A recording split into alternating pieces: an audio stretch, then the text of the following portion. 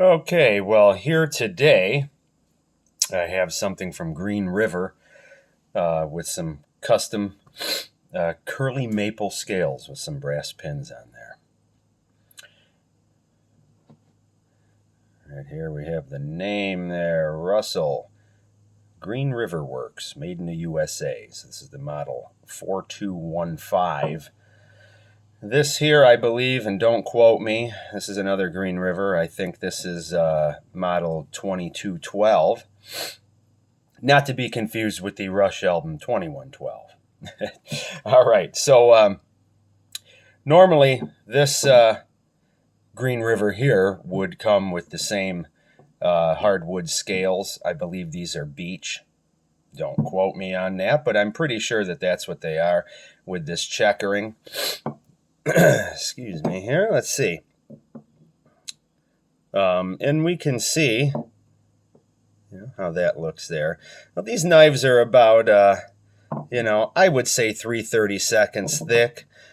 Thin knife, but if you're buying one of these, that's exactly what you want, is a thin knife. So, 1095 blade, and this here, this is the 4.5-inch butcher, the model 2212.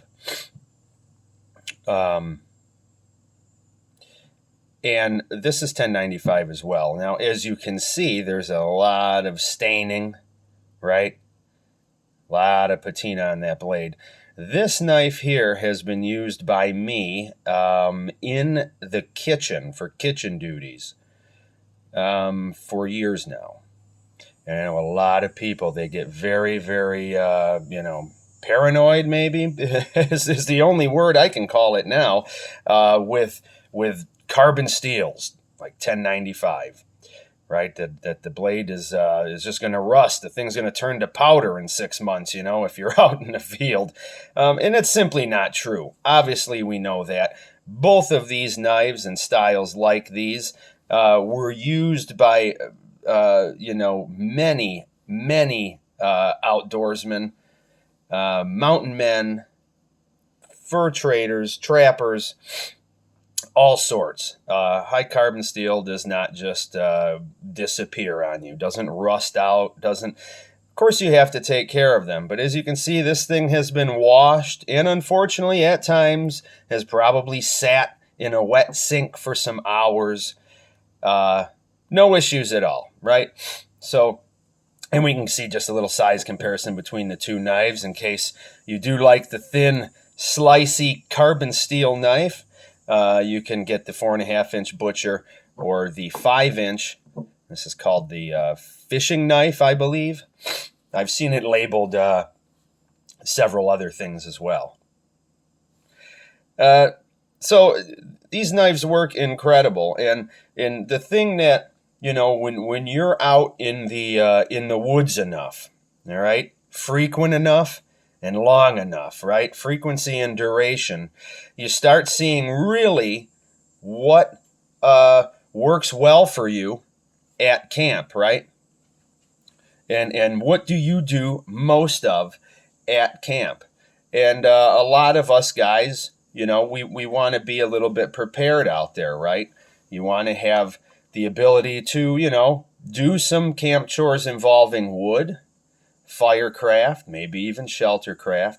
And you also want to have food prep, hunting, could be fishing in creeks and stuff like that, and camping. You want the ability to be able to use a small surface and cut hard vegetables, meat, different things, and not have whatever you're cutting get just blown off the cutting board because you have poor geometry for the task, right? A knife that's great at splitting wood, but,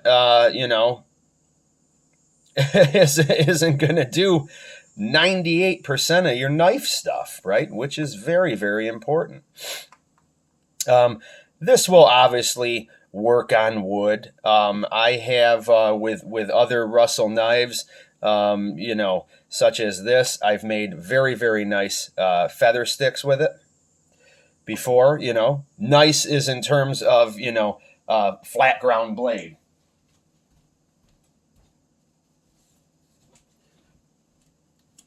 So, as you can see here, this geometry is excellent. Full flat grind on a thinner stock steel. Plenty durable enough to do anything that would be necessary in an emergency situation, but not just always prepared for the emergency situation and leaving out everything that would make a knife functional, right?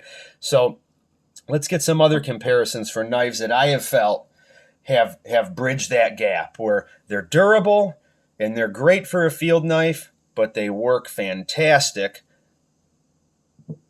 on food and game.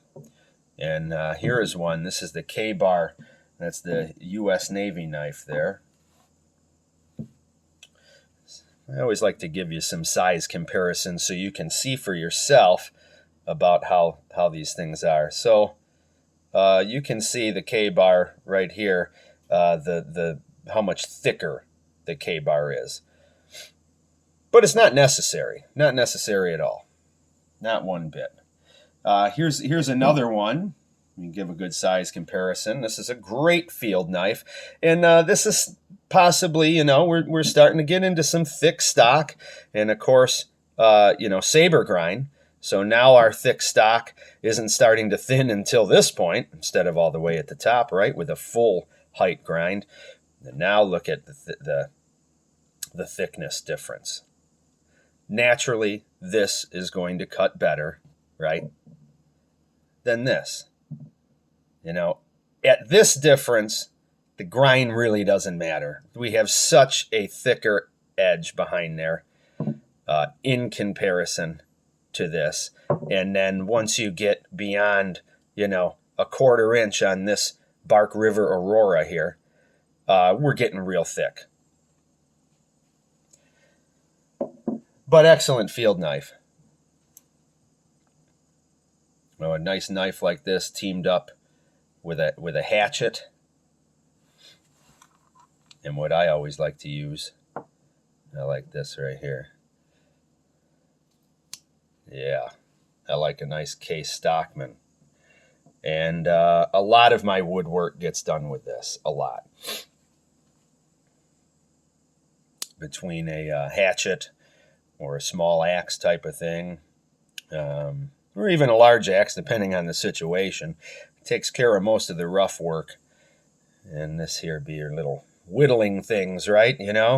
Finishing up the notches for your pot hanger or your tent peg, things like that. Cutting open food packages and all those things. And this edge is kept very, very pristine, right? This is our food, game, fish knife. It's on your belt, and if there ever was a situation you were, separated from other gear or forgot something that was important, you can still get by with a knife like this. This is going to serve you for all of your camp duties, from fire prep to food prep to fish and game. And I'd say, in the right hands, a knife like this is going to be able to go, do anything basically from, large game to small game. All points in between. Well, thank you very much for watching. Hope you enjoyed. Take care.